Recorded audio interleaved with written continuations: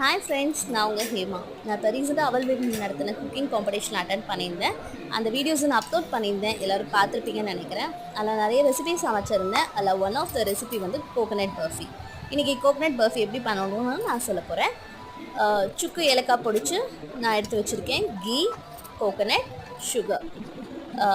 ஒரு பேன் அடுப்பில் வச்சுட்டு 2 டேபிள் ஸ்பூன் கீ ஆட் பண்ணிக்கிறேன்.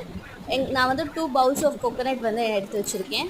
ஸோ அதையும் போட்டுட்டு அந்த கீலேயே நான் வந்து இதை நல்லா வணக்கி எடுத்துக்க போகிறேன்.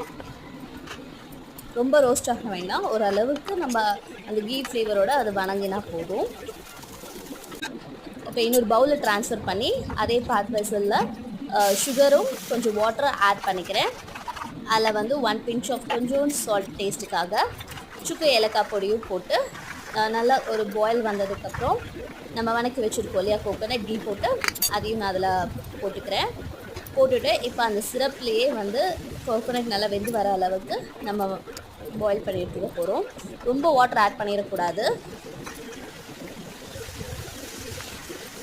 இப்போ எனக்கு லைட்டாக வாட்டர் பத்தாதனால லைட்டாக நான் வாட்டர் ஆட் பண்ணிக்கிட்டேன்.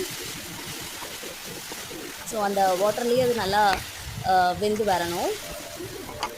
இப்போ எனக்கு டேஸ்ட் பார்த்ததில் கொஞ்சம் சுகர் தேவைப்பட்டனால நான் சுகரும் கொஞ்சம் சுக்கு ஏலக்காய் பொடியும் நான் மிக்ஸ் பண்ணிவிட்டு நல்லா அதை குக் பண்ணி எடுத்துக்க போகிறேன். இப்போ நல்லா இது குக் ஆனதும் ஒரு பிளேட்டில் வந்து நம்ம கீ தடவி எடுத்துக்க போகிறோம்.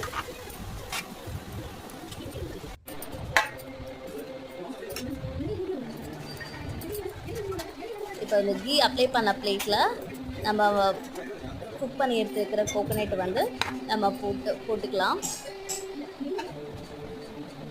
ரொம்ப ப்ரெஷர் கொடுக்காம லைட்டாக அதை வந்து ஸ்ப்ரெட் பண்ணி விட்டுட்டு, நான் ஸ்கொயர் ஷேப்பில் இன்றைக்கி வேணும் அப்படிங்கிறதுக்காக நான் ஸ்கொயர் ஷேப்பில் வந்து அதை நான் எடுத்துக்க போகிறேன்.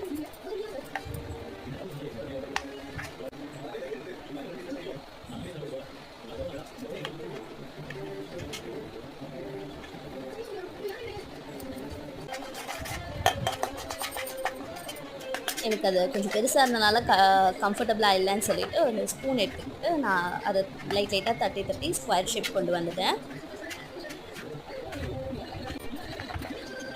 இப்போ பார்த்தீங்களா, நல்லா ஸ்கொயராக நல்லா ஆகிடுச்சு. லைட்டாக ப்ரெஷர் கொடுத்து நான் எல்லாத்தையும் செட் பண்ணிட்டேன்.